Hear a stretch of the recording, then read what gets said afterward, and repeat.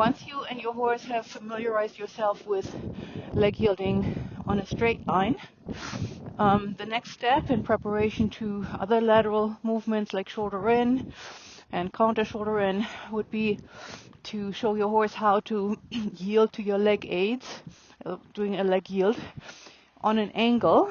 And the best way to show them is, of course, first on the ground, and you can have a look at one of my other videos that shows how to do that. And then once the horse understands the principle of it on the ground, you can transfer that to your work under saddle.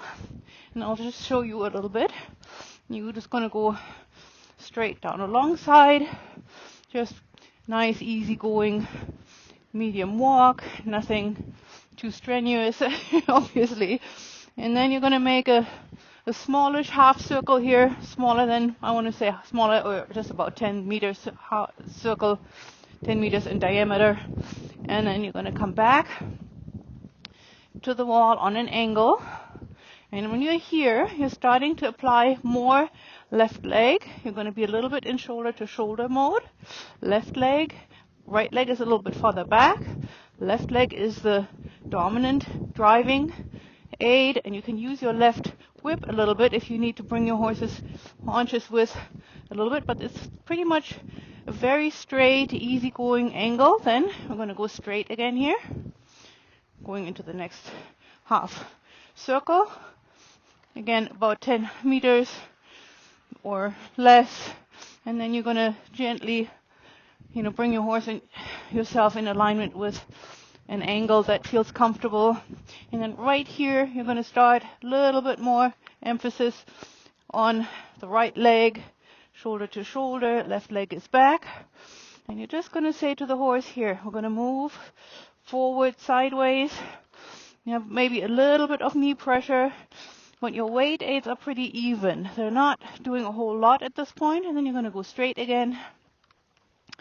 You're just going to show the horse that it can move forward and laterally on an angle like this. And in the beginning, when the horses don't understand this quite so well yet, you can make it a very slow process. You can, as you come back here on this angle, you can close a little bit of your knees, make the horse go very slow so that they, look at that, can find their balance. Right? And then you don't do that many steps in the beginning with a younger horse or a horse that isn't that educated. You're just going to say, here, this is not about total precision yet. It doesn't matter if the angle gets a little bit too steep or if it's irregular. We're just going to do it one more time. Down this next little half circle we go. And then again, we're going to come back here.